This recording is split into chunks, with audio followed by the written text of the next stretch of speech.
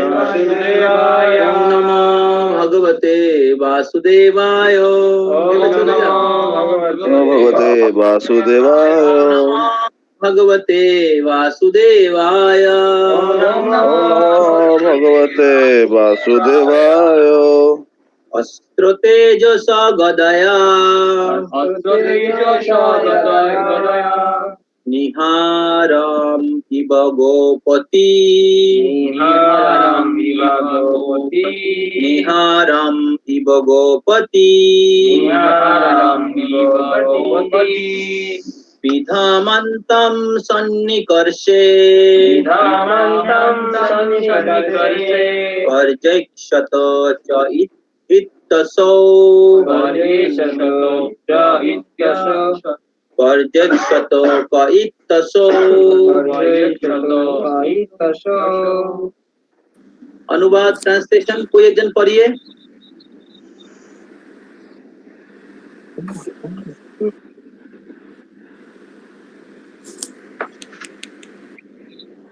जोर से पढ़िए कोई।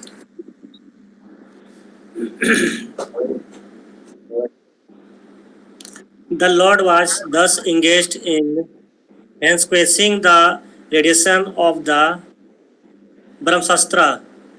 Just as the sun evaporated a drop of dew, he was observed by the child who thought about who he was.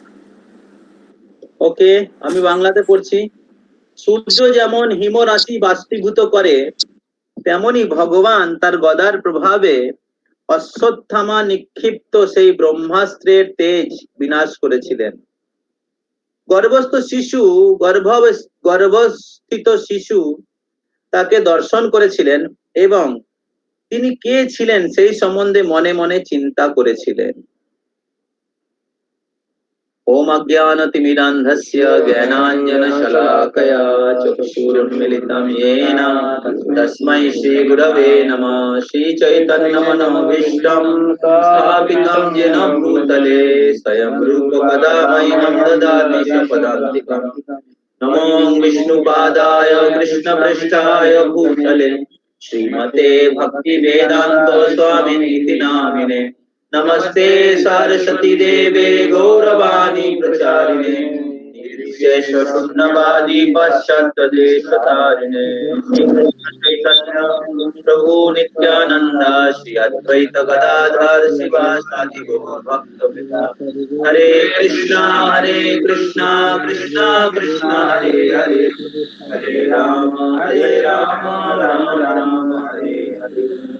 मुखं करोति वाचालं पङ्गुं लङ्घयते गिरिं यत्कृपातमहं वन्दे श्रीगुरुं विनतारिणं।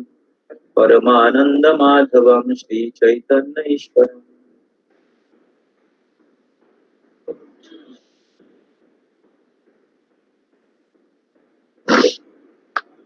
हरे कृष्ण। तो आप सभी भक्तों को फिर से स्वागत है।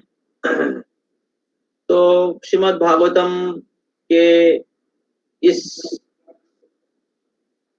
अध्याय महाराज परीक्षित का जन्म, इस अध्याय में प्रवेश करने से पहले भक्तिविनोद ठाकुर के जो भजन हम लोग गाए तो उसमें से थोड़ा सा मैं बोलने की प्रयास करूंगा। तो भक्तिविनोद ठाकुर जो भजन लिखे हैं, तो इस भजन में भक्तिविनोद ठाकुर श्री कृष्ण कीर्तन यदि मानस तोहारा परम जतने तो ही लभ अधिकारा। अगर आप श्री कृष्ण कीर्तन करना चाहते हैं, भगवान के नाम का जप या कीर्तन करना चाहते हैं, उसमें मन लगाना चाहते हैं, मानस तोहारा तो परम जतने तो ही लभ अधिकारा। तो परम जत्न के साथ आपको अधिकार प्राप्त करना चाहिए। तो कृष्ण कीर्तन, हालांकि चैतन्य महाप्रभु पात्र अपात्र ना करे विचार, किसी की योग्यता पात्रता विचार नहीं कर रहे हैं, लेकिन फिर भी चैतन्य महाप्रभु कृष्ण प्रेम का वितरण कर रहे हैं। और कृष्ण प्रेम प्राप्त होता है कृष्ण नाम कीर्तन करने के द्वारा। तो कृष्ण नाम कीर्तन करने के द्वारा कृष्ण प्रेम प्राप्त होता है, और इसीलिए कृष्ण प्रेम प्राप्त करने के लिए वो तो सबसे कीमती है, तो जरूर कोई योग्यता होगा। हाँ? तो चैतन्य महाप्रभु के आश्रय लेने से चैतन्य महाप्रभु उनको योग्यता प्रदान करते हैं,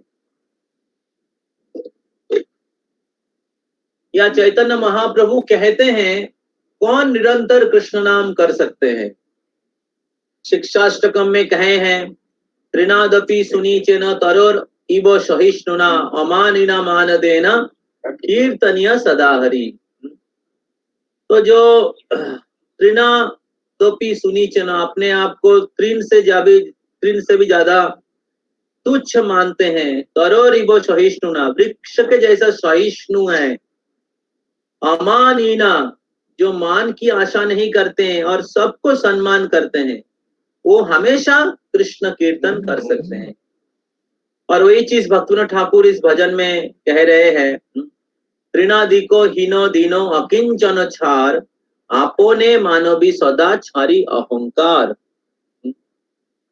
तो त्रिनादिको हीनो दीनो, दीनहीन और त्रिन के जैसे हीन मानना चाहिए, अकिंचन होना चाहिए, और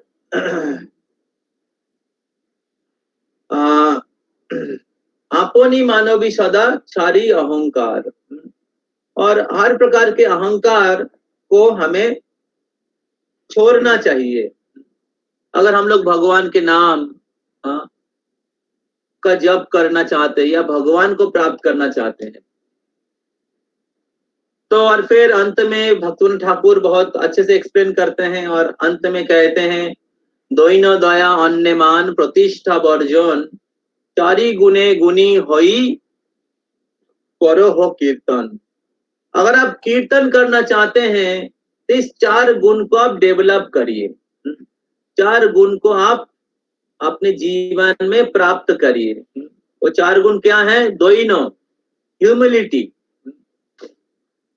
दैनता, विनय, दोइनो दया, दया मतलब दूसरे के प्रति दया करना, अन्यदेर प्रति दया करा। दोइनो दया अन्य मान, और अन्य के सम्मान करा। तो दोइनो दया अन्य मान प्रतिष्ठा वर्जन, प्रतिष्ठा मतलब अहंकार छोड़ना। तो अहंकार छोड़ने का अर्थ है कि दूसरे को सम्मान करना। तो ही अमानिना मान देना, जो मान की आशा नहीं करते और दूसरे को मान प्रदान करते हैं। तो जब एक व्यक्ति इस 4 गुणों का अनुशीलन करते हैं, तभी वो निरअपराध होके, अपराध शून्य होके कृष्ण कीर्तन, कृष्ण नाम का कीर्तन या जप कर सकते हैं। तो दूसरे शब्दों में भगवान श्री कृष्ण उनके भक्तों के पास ये सारे गुणावली, ये सारे गुणावली का उपस्थिति देखना चाहते हैं। भगवान चाहते हैं कि उनके भक्तगण, उनके अंदर ये सारी गुणावली रहे। भगवान चान जे उनार भक्तोदेर मध्य এই সমস্ত গুণাবলী থাকুক। তো ভগবান বলছেন যে তুমি যদি আমার ধামে আসতে চাও, আমার কাছে ফিরে আসতে চাও, তাহলে তোমাকে দৈন্য হতে হবে, তোমাকে অন্যের প্রতি দয়াশীল হতে হবে, তোমাকে অন্যকে সম্মান করতে হবে এবং মানের আশা ছাড়তে হবে। তো তো যারা ভগবানের কাছে সম্পূর্ণরূপে শরণাগত, যারা ভগবানের সেবক, তারা বিনয়ী হয়, তারা অন্যকে সম্মান করে এবং তারা নিজেকে তুচ্ছ বলে মনে করে। তো যারা ভগবানের ধামের বাসিন্দা তারা এই ধরনের ভক্ত। তো তো তাই ভগবানের ধামে ফিরে যাওয়ার জন্য এবং ভগবানের নাম কীর্তন করার জন্য এই সমস্ত গুণাবলীকে এই সমস্ত গুণাবলীকে আমাদের জীবনে অর্জন করা প্রয়োজন রয়েছে। তো তো তখনই আমরা ভগবানের ধামে ফিরে যেতে পারবো। কিন্তু যারা অনেক অহংকার, যারা অনেক অপরকে সম্মান করে না, যারা সহনশীলতা নেই, তো তারা ভগবানের এবং ভগবানের ভক্তদের শরণাগত হতে পারে না। ভগবানের নাম খুব হৃদয় থেকে তারা জপ করতে পারে না বা ভগবানকে হৃদয় থেকে ডাকতে পারে না। তো এই জন্য ভক্তিবিনোদ ঠাকুর এই গানটাতে বর্ণনা করেছেন যে তুমি যদি ভগবানের নাম কীর্তন করতে চাও তাহলে এই গুণাবলী তুমি অর্জন করো। তো যত আমরা এই গুণাবলী অর্জন করব ততই আমরা হৃদয় থেকে ভগবানকে ডাকতে পারবো, ততই আমরা आध्यात्मिक জীবনে कम प्रतिकूलता सम्मुखीन हब। जितना हमारे हृदय में अहंकार होगा उतना ही हमारे आध्यात्मिक जीवन में कठिनाई का सामना करना पड़ेगा, उतना ही हम लोग कठिन परिस्थितियों को या मान अपमान लाभ नुकसान जय पराजय को सुख दुख को सहन करना कठिन होगा और इसके कारण हम लोग आध्यात्मिक जीवन में हमेशा डिस्टर्ब रहेंगे।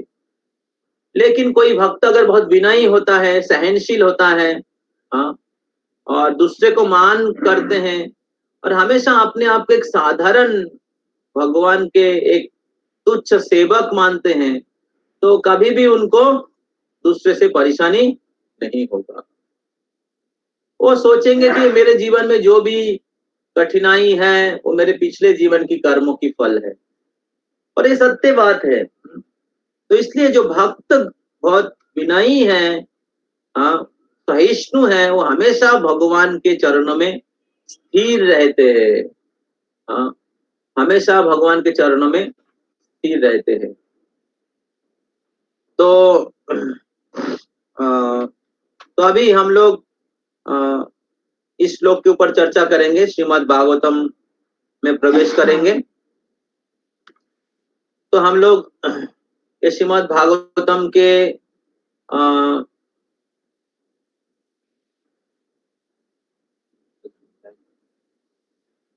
जो एक 12 नंबर अध्याय है, महाराज परीक्षित के जन्म, इस अध्याय में हम लोग हैं। तो इसमें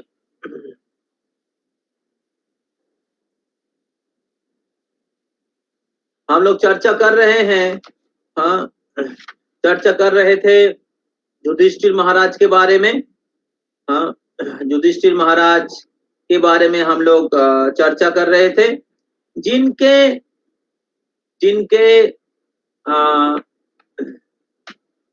परिवार में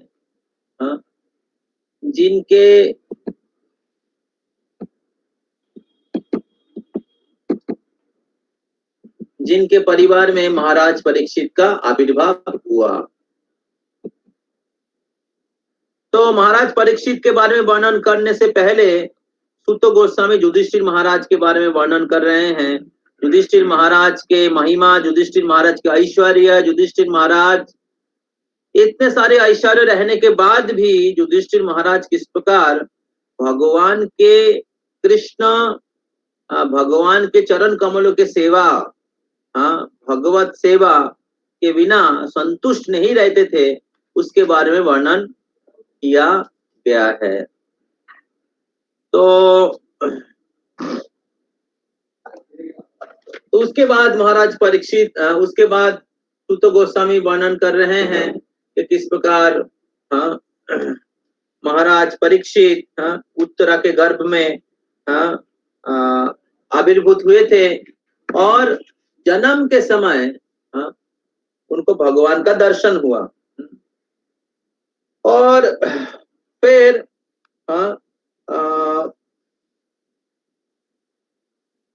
द्रोण पुत्र अश्वत्थामा ने ब्रह्मास्त्र छोड़ा था और भगवान अश्वत्थामा के जो ब्रह्मास्त्र है उनसे रक्षा करने के लिए उनको रक्षा करने के लिए भगवान उत्तरा के गर्भ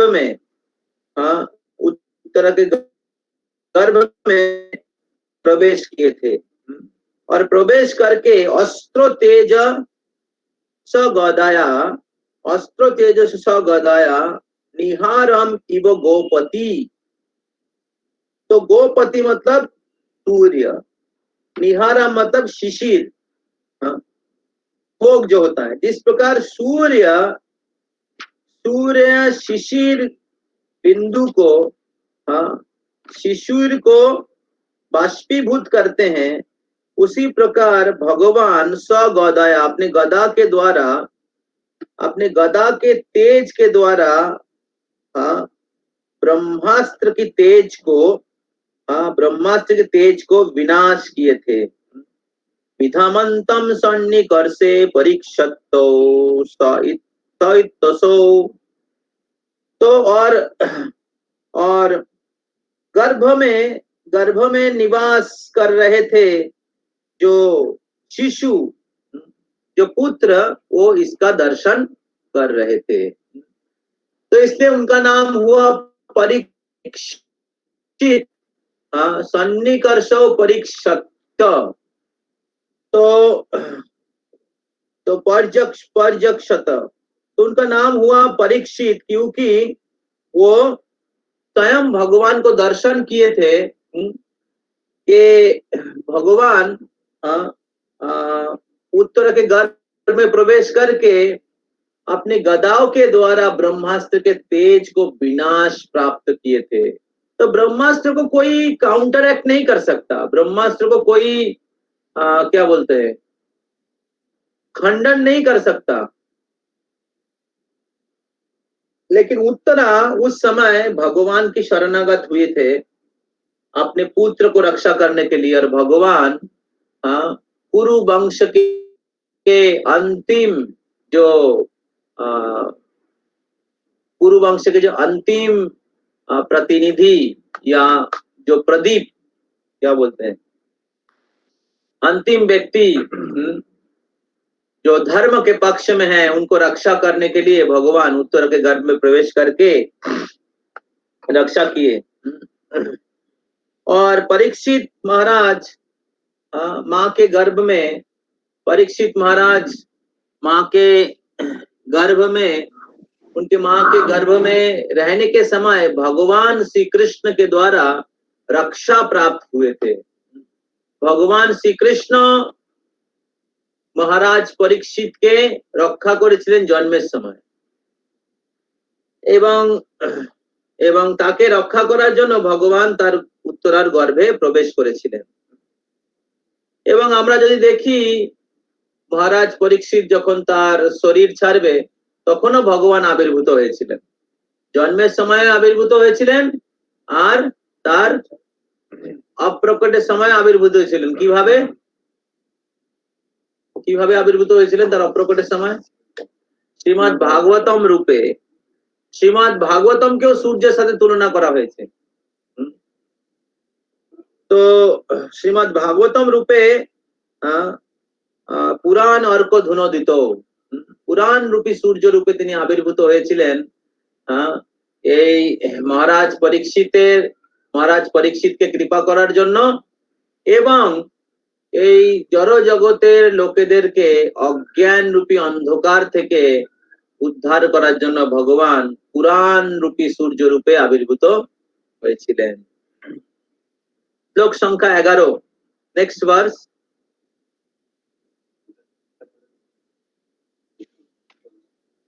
বিধূয়তদ অমেয়াত্মা, विधूतादमे आत्मा ভগবান ভগবান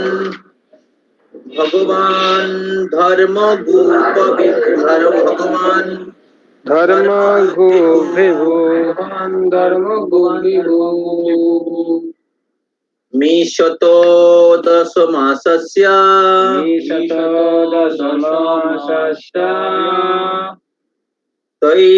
तैरेवान्तर्दधे हरि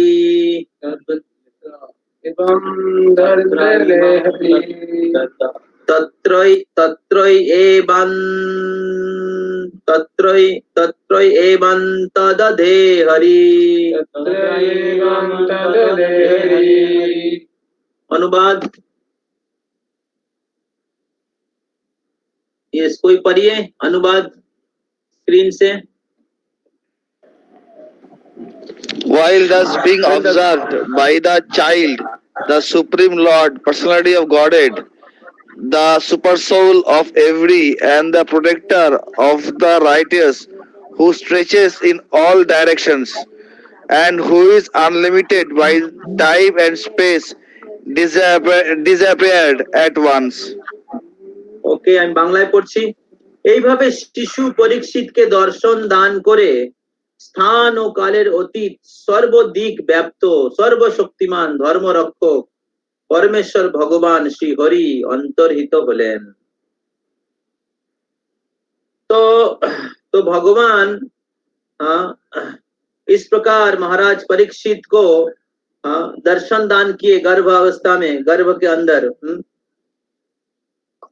दर्शन दे के महाराज परीक्षित को रक्षा करके भगवान उधर से अंतर्धान हुए, श्री हरि अंतर्धान हुए। तो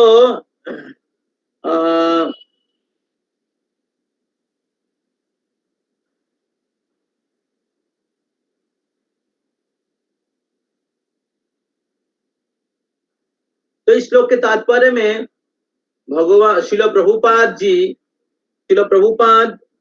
जी और भगवान में क्या फर्क है उसके बारे में वर्णन कर रहे हैं।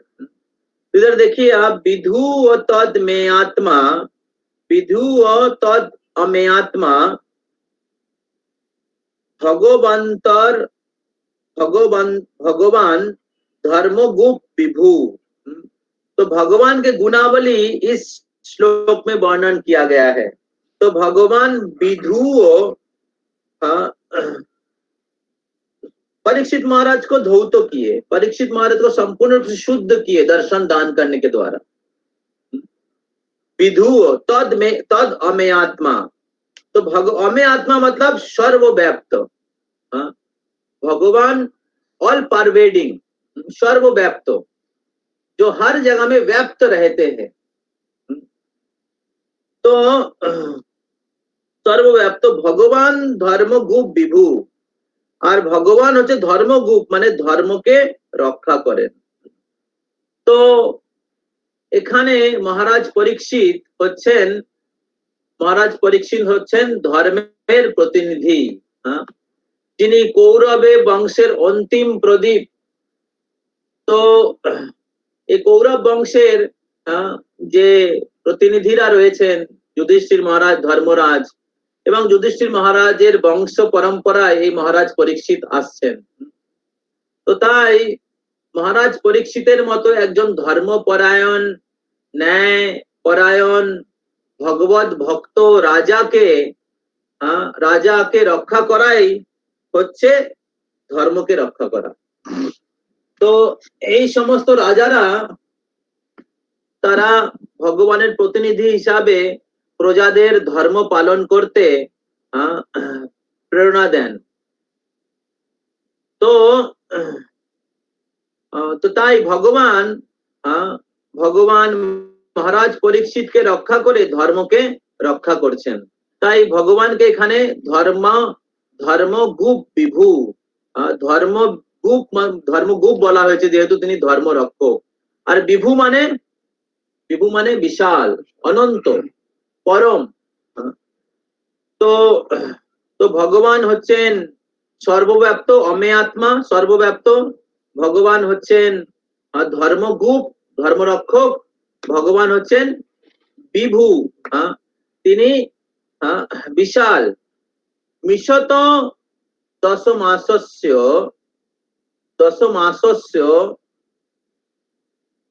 মিশত দশমাসস্য তত্রৈবান্ত দধে হরি।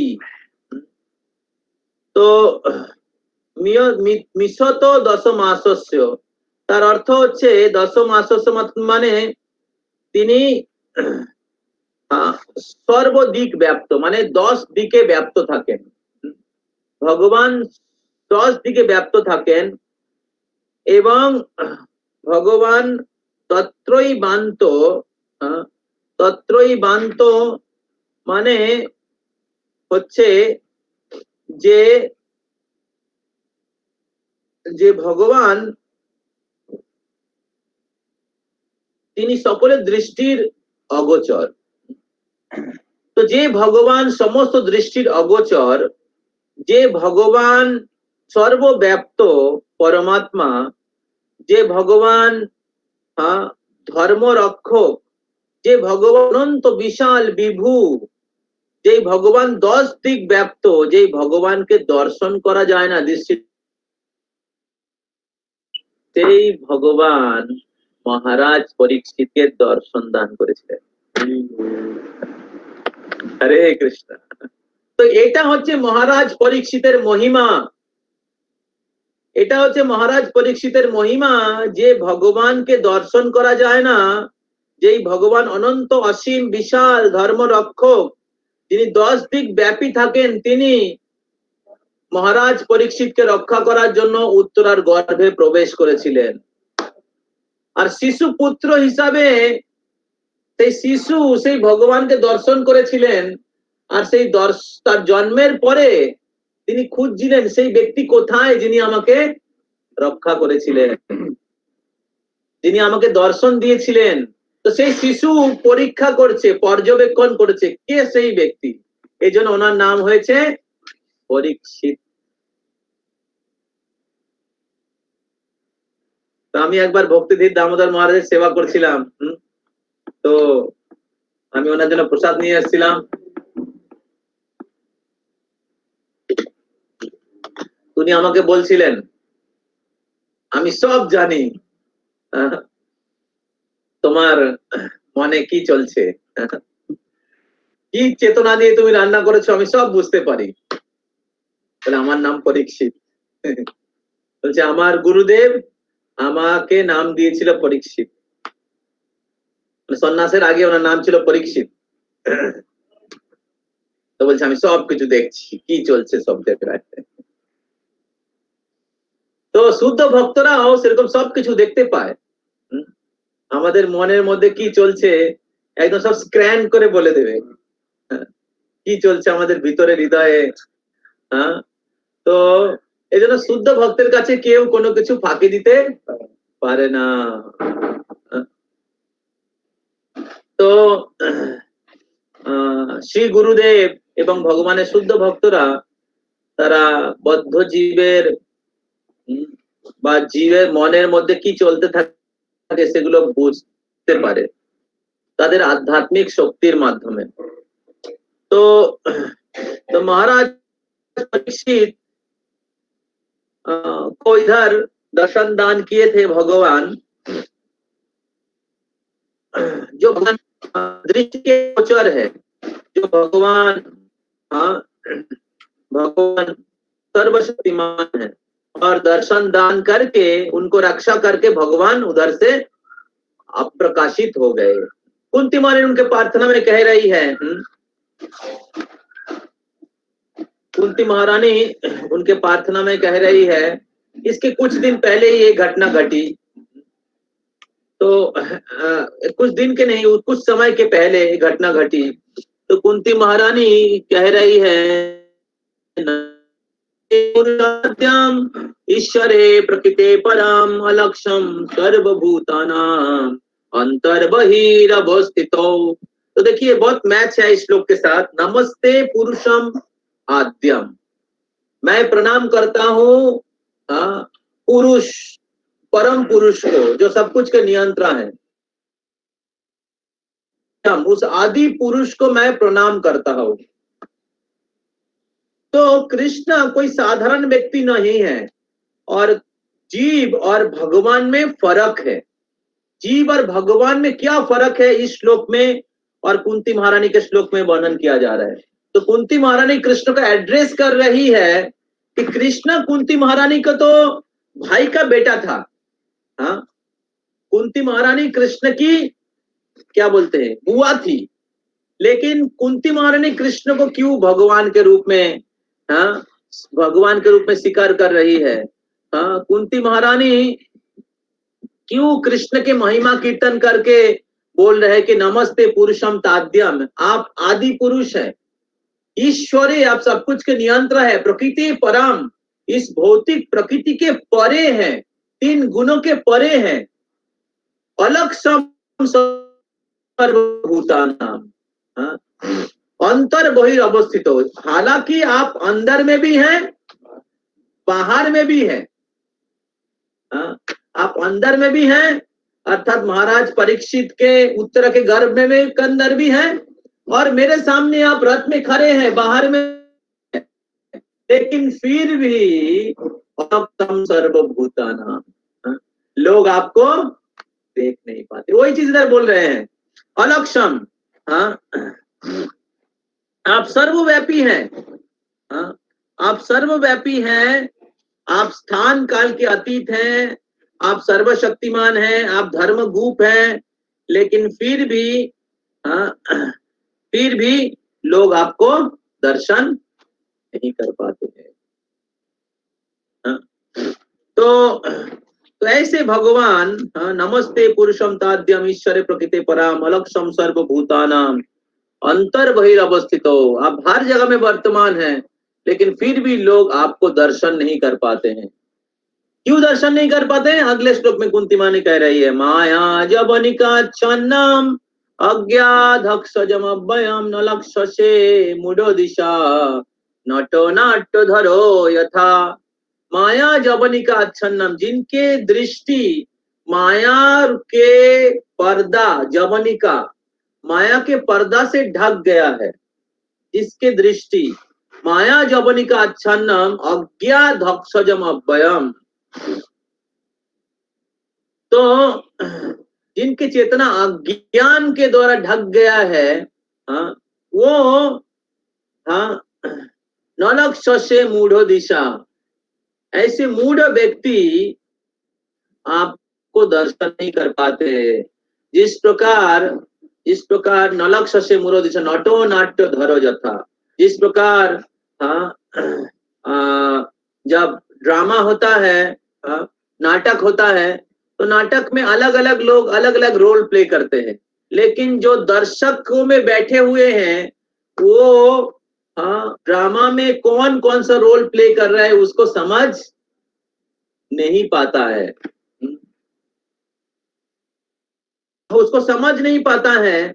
उसी प्रकार आप जदु वंश में प्रकट हुए हैं, और जदु वंश के एक सदस्य के रूप में, परिवार के सदस्य के रूप में लीला विलास कर रहे हैं।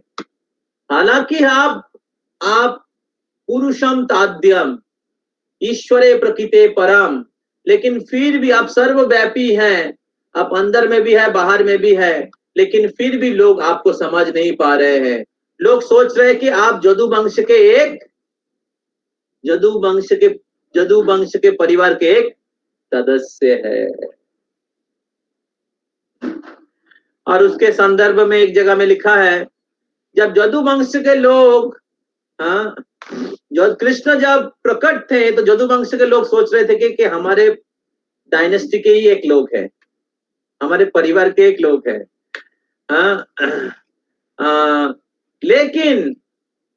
लेकिन भगवान जदु वंश में प्रकट होने के बाद भी जदु वंश के परिवार के कोई साधारण सदस्य नहीं थे।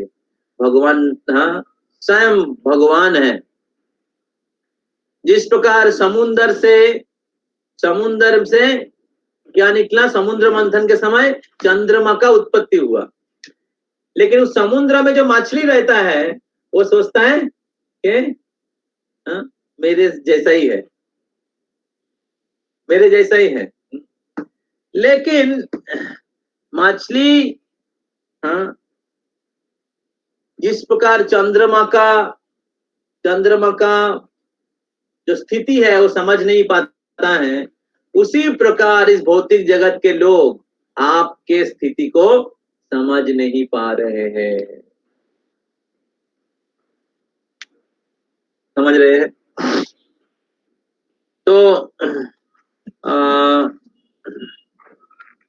तो भगवान ईश्वर है, हाँ, भगवान के भगवत स्वरूप है, परम ब्रह्म के अलग अलग गुणावली हैं, और जो शास्त्र और गुरु परंपरा से अध्ययन करते, श्रवण करते हैं, उनको भगवान के महिमा, भगवान के जो स्थिति है, हाँ, उनको समझ में आता है। भगवान इस भौतिक जगत में जब आते हैं, एक साधारण मनुष्य के जैसा लीला करते हैं, लेकिन भगवान के लीला विलास अगर आप अच्छे से समझने की प्रयास करेंगे, हाँ, तो आपको बहुत साफ साफ दिखाई देगा कि कृष्णा कोई साधारण व्यक्ति नहीं है, कृष्ण कोई असाधारण व्यक्ति भी नहीं है, कृष्ण स्वयं भगवान है। तो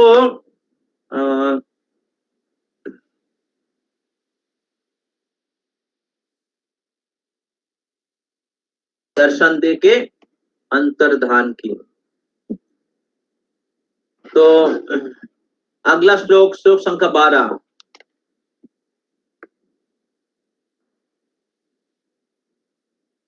ततो सर्वगुणोदर्के ततो सर्वगुणोदर्के ततो सर्वगुणोदर्के सर्वगुणोदर्के सानुकूल ग्रहोदये यज्ञे वंशधरो पांडो यज्ञे वंशधरो पांडो गोय पांडु इवो जसा गोय पांडुर इवो जसा। अनुवाद।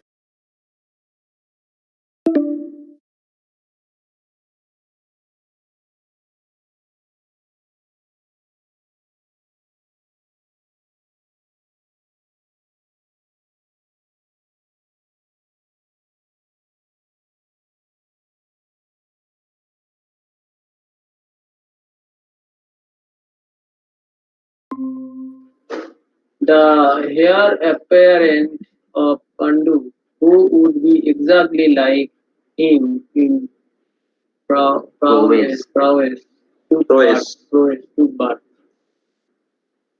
Thereupon, when all the good sign of the zodiac gradually evolved, the heir apparent of Pandu, who would be exactly like him in prowess, took birth. तो जोदू के जैसे या पांडु के जैसे यज्ञ वंशधरो पांडुर भूय पांडु इबो ओजोसा। ओजोसा मतलब शक्ति, ओजस। तो पांडु के जैसे शक्तिशाली, शक्तिशाली तेजस्वी, शक्तिशाली तेजस्वी पुत्र का, वंशधर का जन्म हुआ। ततो सर्वगुणोद के सानुकूल ग्रहोदय। जब सारे शुभ जितने भी ऑस्पिशियस ग्रह समूह हैं, वो सारे ऑस्पिशियस ग्रह मतलब ग्रह नक्षत्र जब एक साथ हुए, एक समय में आए, एक साथ हुए, एक रेखा में आए, तो तब क्या हुआ? उस पवित्र समय में पांडु के जैसे शक्तिशाली तेजस्वी तेजस्वी पुत्र पांडु के वंशज के रूप में प्रकट हुए। तो भगवान दर्शन दान करके उनको रक्षा करके अंतर्धान हुए और फिर महाराज परीक्षित का जन्म हुआ।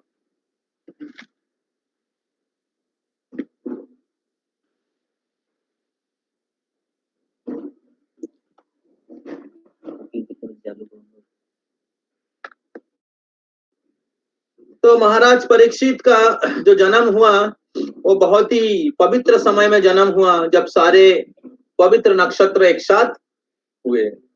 तो महाराज परीक्षित केवल एक तेजस्वी, शक्तिशाली, एक एक पांडु के वंशधारी नहीं थे,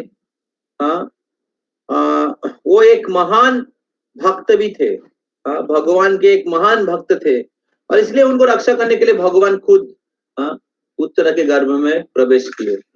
और इसलिए महाराज परीक्षित का जन्म कोई अशुभ समय में नहीं हो सकता। तो ये चीज इधर इस श्लोक में कहा गया है।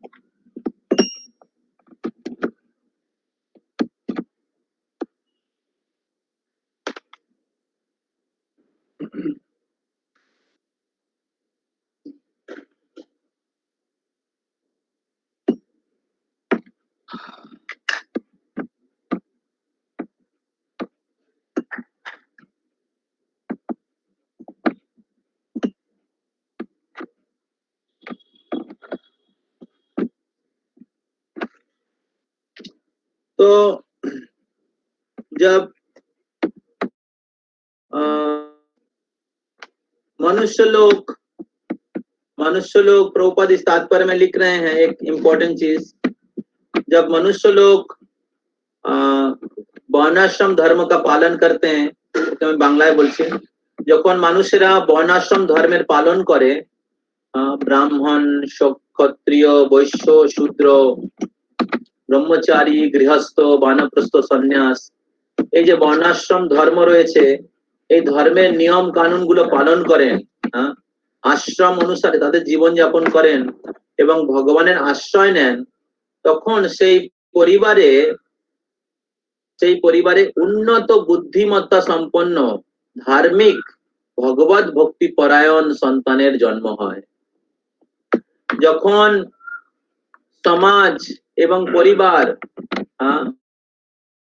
পাপময় জীবনে, পাপময় কার্যকলাপে ডুবে থাকে, স্বামী স্ত্রী তারা পাপ আচরণ করে, তারা পাপ অমেদ্য ভক্ষণ করে, তারা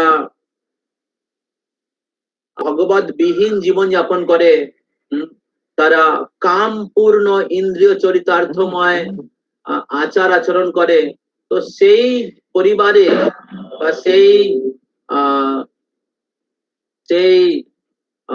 স্ত্রী পুরুষের, সেই সমস্ত স্ত্রী পুরুষের মিলনে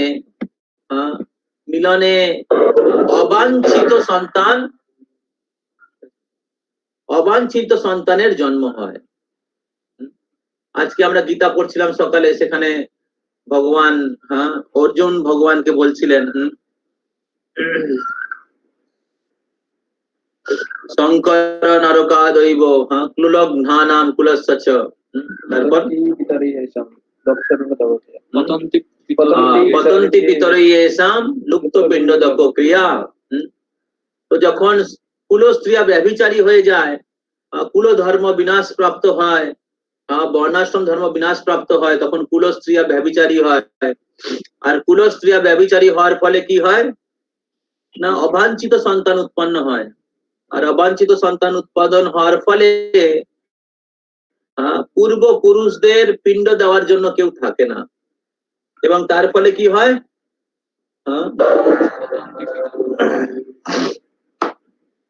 তো তার ফলে কি হয় আজকের শ্লোকটা, উৎসন্নে কুলধর্মানাম মনুষ্যানাম জনার্দন নরকে নিয়ত বাসম ভবতীতি অনুশুশ্রম। তো তখন কি হয়, নরকে নিয়ত বাসম, সমস্ত পূর্বপুরুষদের নিয়ত নরকে বাস হয়। তো এর জন্য পুত্র শব্দের অর্থ আমি আগেও বলেছি আপনাদেরকে, পুত্র শব্দের অর্থ যিনি মাতা পিতাকে পুত নামক নরক থেকে উদ্ধার করতে পারে। এখন যে সমাজ, যে পরিবার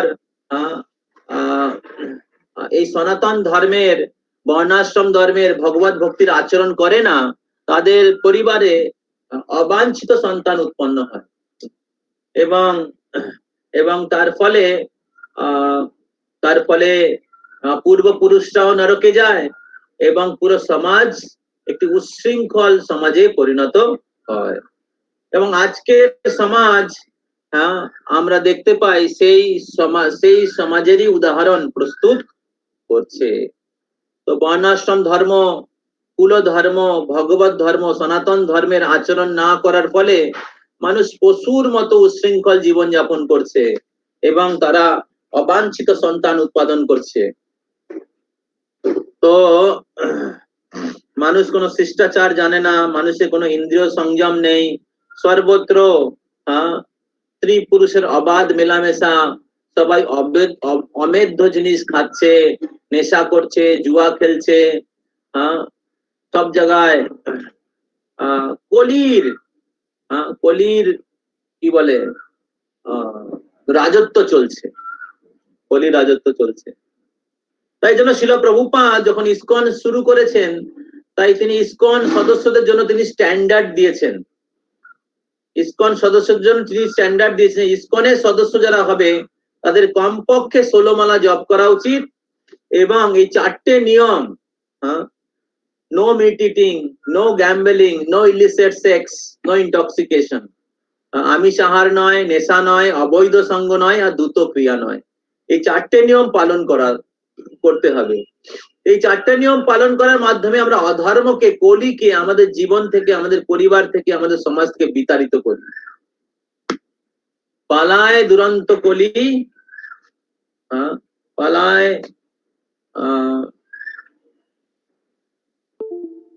এরকম লেখা আছে, তো কলি পালিয়ে যায়। তো এই জন্য শিল প্রভুপাদ এই হরিনাম সংকীর্তন, এই হরে কৃষ্ণ আন্দোলনের মাধ্যমে একটি দিব্য যুগের সূচনা করেছেন, সুবর্ণ যুগের সূচনা করেছেন, যেই আন্দোলনে যুক্ত হওয়ার মাধ্যমে সেই পরিবারে সব সুসন্তান উৎপন্ন হবে। তো যারা বিবাহিত আছেন বা বিবাহিত হবেন বা বিবাহিত হয়েছেন, আপনাদের কর্তব্য, এখানে যারা উপস্থিত রয়েছেন, আপনাদের কর্তব্য হচ্ছে এই বর্ণাশ্রম ধর্মের আচরণ করা, কৃষ্ণ কেন্দ্রিক বিবাহিত জীবন অনুশীলন করা, আপনাদের সন্তানাদিদের কৃষ্ণ ভক্তি অনুশীলন করতে প্রেরণা দেওয়া, এবং বিবাহের সময় গর্ভাধান সংস্কার রয়েছে, বিভিন্ন ধরনের সংস্কার রয়েছে। এখানে লেখা আছে সনাতন ধর্ম ব্যবস্থায় যে সমস্ত সংস্কার রয়েছে তা গ্রহ নক্ষত্রের প্রভাবের সুযোগ গ্রহণ করার পক্ষে অত্যন্ত উপযুক্ত। তাই উচ্চ বর্ণের মানুষদের জন্য গর্ভাধান সংস্কারের মাধ্যমে সমস্ত পুণ্য কর্মের সূচনা হয়, যার ফলে মানব সমাজে পুণ্যবান এবং মানব সমাজে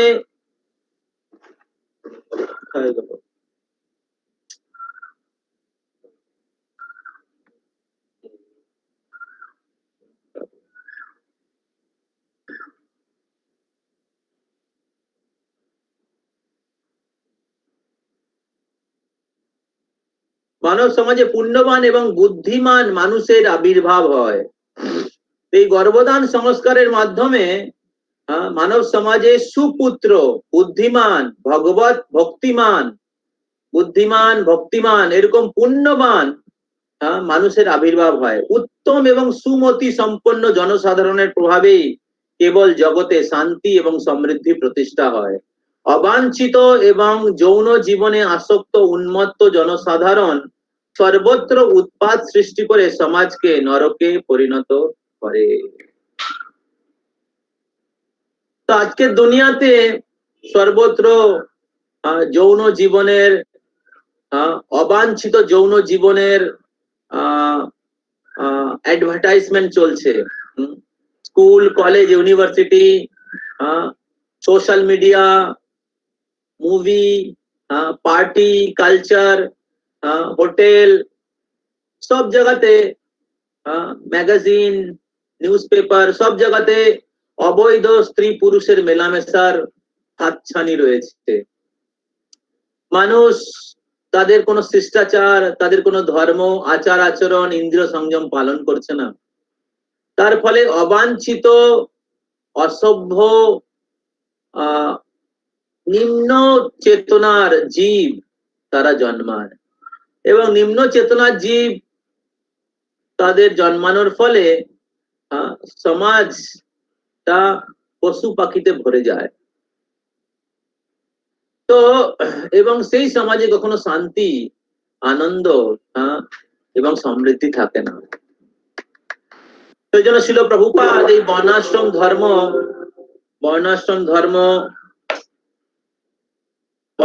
ধর্ম এবং এই কৃষ্ণ ভাবনামৃত আন্দোলন শুরু করার মাধ্যমে এই কলিযুগের অধঃপতিত জীবকে একটি উন্নত দিব্য আধ্যাত্মিক জীবন যাপন করার সুযোগ প্রদান করেছেন। তো এই 16 মালা এবং 4টে নিয়ম পালন করার মাধ্যমে আমরা শূদ্র থেকে বৈষ্ণব এবং ব্রাহ্মণে পরিণত হতে পারি। এবং আপনারা নিজে সেই দিব্য আনন্দময়, পবিত্র, শান্তিময়, ভগবত চেতনাময় জীবনের অনুভব করতে পারবেন। সুরক্ষা, এই জগতে মানুষ প্রতিটা মুহূর্তে দুশ্চিন্তাগ্রস্ত, অ্যাংজাইটি, সবাই অসুরক্ষা এবং দুঃখ অনুভব করছে। তো ইন্দ্রিয় ভোগের বাসনা মানুষের প্রতি মুহূর্তে তারা তারা তারা দগ্ধীভূত হচ্ছে। সবাই পাপময় জীবন যাপন করছে। তো কিন্তু কৃষ্ণ চেতনায়, কৃষ্ণ ভাবনাময় জীবন অনুশীলন করার মাধ্যমে মানুষ শান্তি, সমৃদ্ধি, শুদ্ধতা, পবিত্রতা এবং দিব্য আনন্দময় ভগবানের দ্বারা সন্তুষ্টি অনুভব করে। তাদের চেতনা অনেক উন্নত হয় এবং তারা ধর্মপরায়ণ হয়। তো এরকম সমাজে সুসন্তান, বুদ্ধিমান এবং ধর্মপরায়ণ, ভক্তিমান সন্তানের উৎপন্ন হয় এবং সেই সন্তানেরা সমাজকে সমৃদ্ধশালী, ধর্মপরায়ণ এবং